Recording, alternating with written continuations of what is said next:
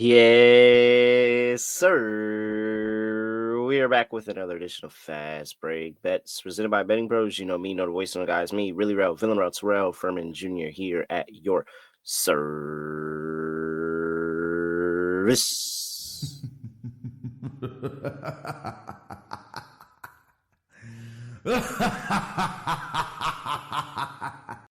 Okay, it was a very, very, very, very, very funny night. And so I have a story to tell to start off the episode of how, and this is going to look really weird for our YouTube folks, youtube.com/betting pros if you're not looking on YouTube, but this tweet getting on NBA on TNT. And so let's talk about it really quickly. All right, let's get that off. So I was watching the game, and normally I am multitasking multiple different games at one time and I use whatever ability that I can to watch on multiple screens, and I'm really not paying attention to halftime shows or anything like that. But it's NBA on TNT, so like I always sometimes find myself around the NBA on TNT halftime show, and so if you know the halftime show, you know they always do the same thing every time. Like there's a set order to the show of how the producers run the show. They go to halftime, Chuck gives his analysis, they go to Kenny, Kenny runs to the board, Kenny gives his analysis, Kenny sits down, and then it goes to Ernie. Ernie takes a second, goes over the teammates, talks blah blah blah blah, and then it goes to it's Shaq, and Shaq speaks last. So it goes 1, 2, 3. Chuck, Kenny, Shaq. Shaq constantly gets annoyed at Chuck because Chuck has the same issue that I have. And the reason that I notice it is because I do it in my place of media as well. And I'm sure you guys can tell on the other shows that I'm really peeling back the fourth wall here, but I'm sure you guys can tell. So Chuck's issue is that something pops up in Chuck's head and he just says it. Doesn't think about the order, doesn't think about messing up the flow. He just says it. And so Chuck today, after Kenny did his turn, had something to say about Jabari Smith Jr., who had 2 points at half. By the way, I had an over ticket on him. I wasn't happy about that, but said something about Jabari Smith Jr. Shaq cut him a little eye roll. He said something again. Shaq slammed that pin on that table. And I was like, oh no, Shaq pissed. He is actually really mad about that. And it's funny because Shaq talks about that all the time on the show and says he gets mad about it. So the producers being messier than I am because I'm just tweeting this. I didn't think I was really going to get up there, but I've been trying for years to get up there. And I'm like, oh, this is a good one. I don't think nobody called this out on the show. I'm gonna call it out online and see if they say something. Sure enough, they did say something, and sure enough, in the clip, Shaq and Chuck started going back and forth a little bit. Oh man, it's really great to be able to instigate beef from the comfort of your own home, millions of miles away. Ah, it was fun. It was fun. It was fun. I enjoyed it. And I'm gonna drop the clip. Let me go ahead actually just put the clip in Discord so that people can hop into the Fast Break Bets Discord channel and be able to check out the clip.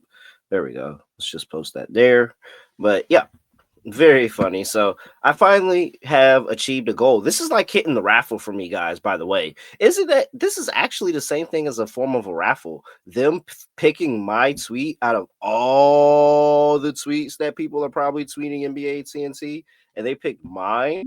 I like to think I just won a raffle today. So, two, count that, two raffles won in my lifetime because getting my tweet picked to be on NBA TNT is a raffle, and I don't win many of those. So I'm gonna go ahead and enjoy that little win there. All right. I guess we can do a quick recap here. Oh wait, is that no? Oh wait, I don't even have the right recap slides. I downloaded the wrong recap slide and posted the one from last time. So that's how crazy I look. I could have had all of that. Whoa, I could have all of that ready to go and 100% by now. So sorry about that.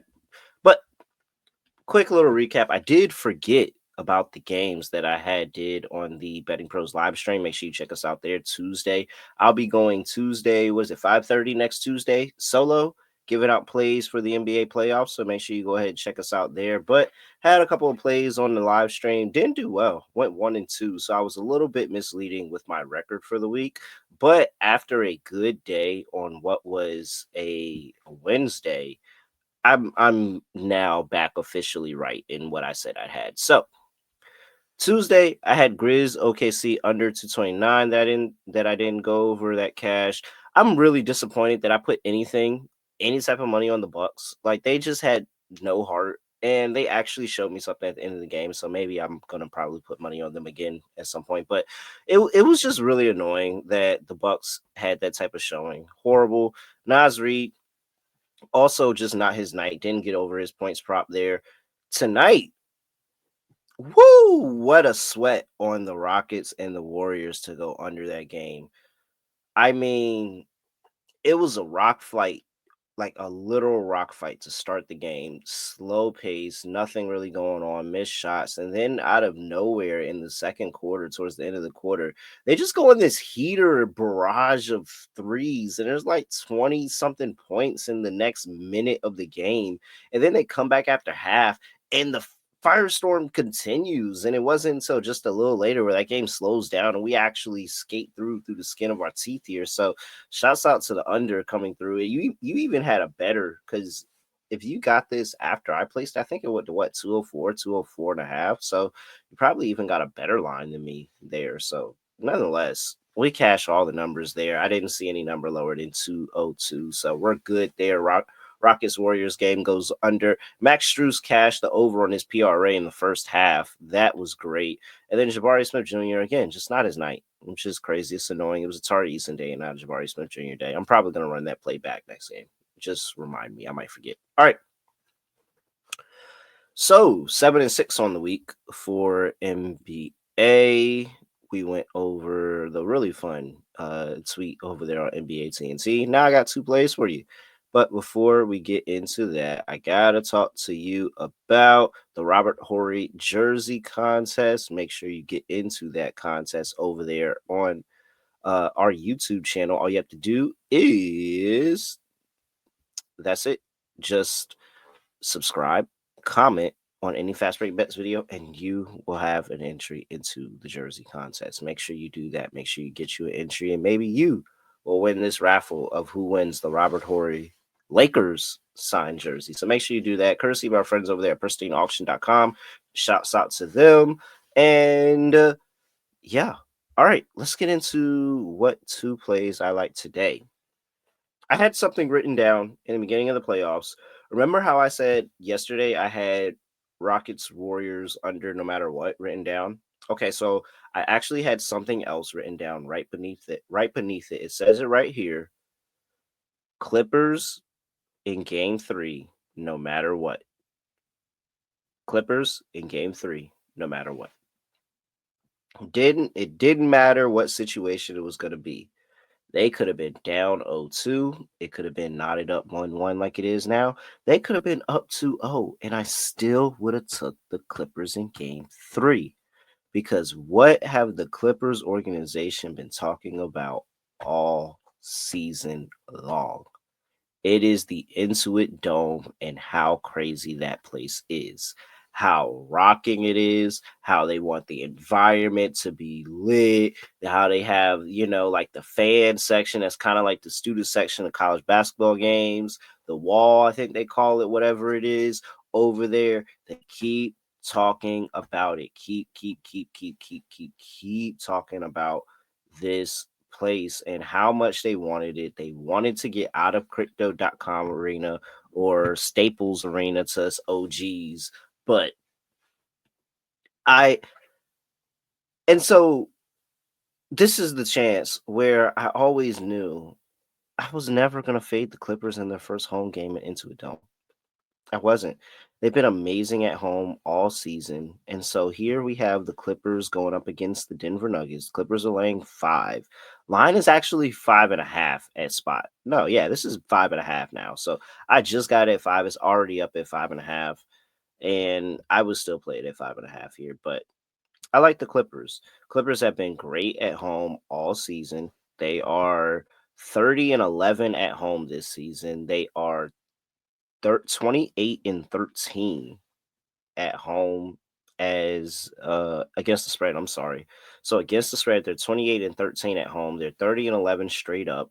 They as a favorite, nasty. They handle business. Like so we have this Denver team that went toe to toe with the Clippers at home and actually won a game. I wouldn't even say stole. They won that game. Like they deserved that win in overtime over there in game one.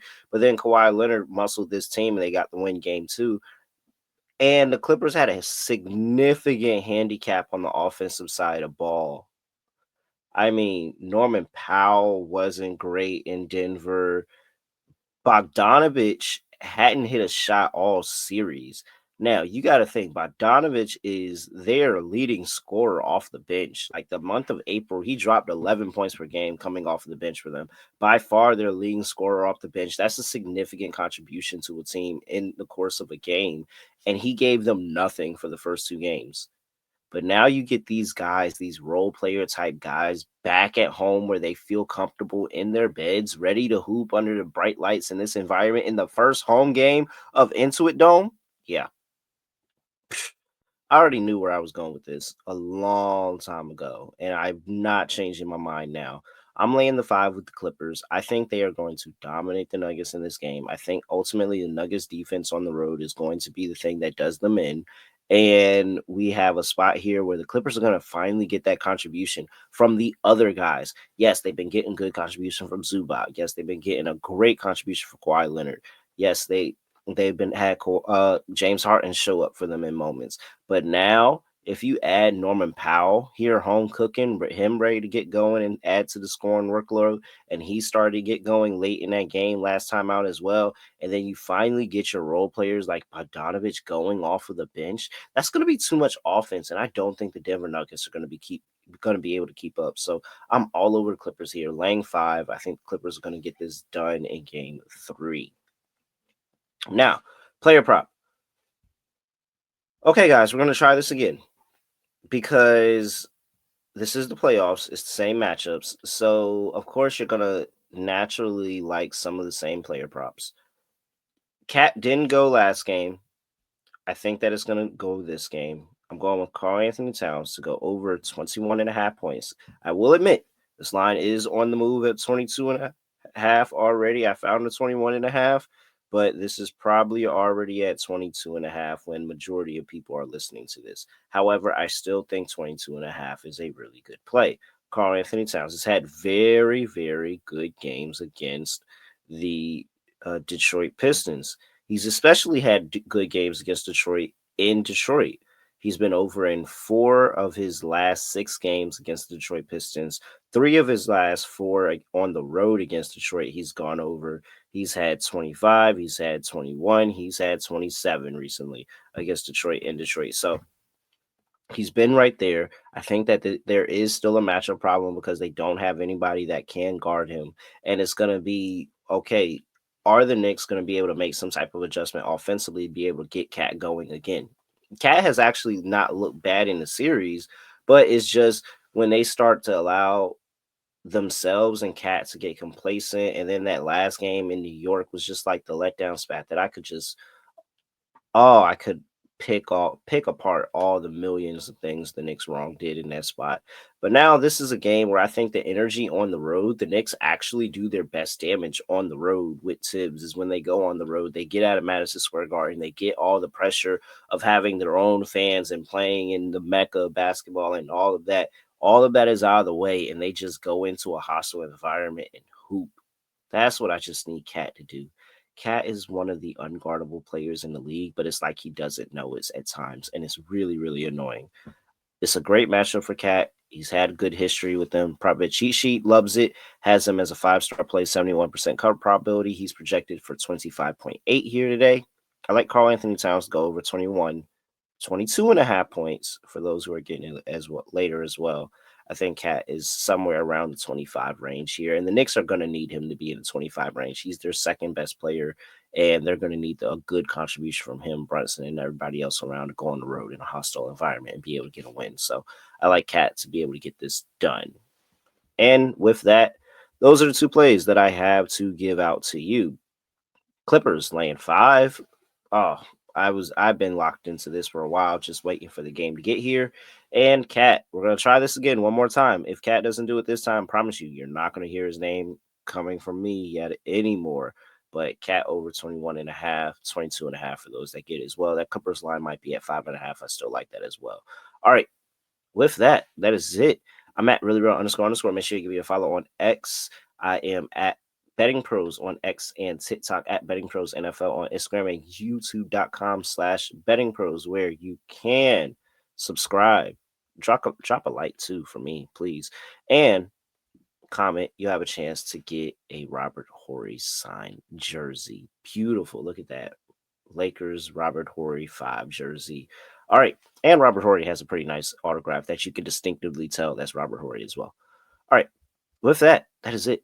I have nothing else to say, nothing else to do. No other way of ending the podcast. Just going to end it like this. We are out of here.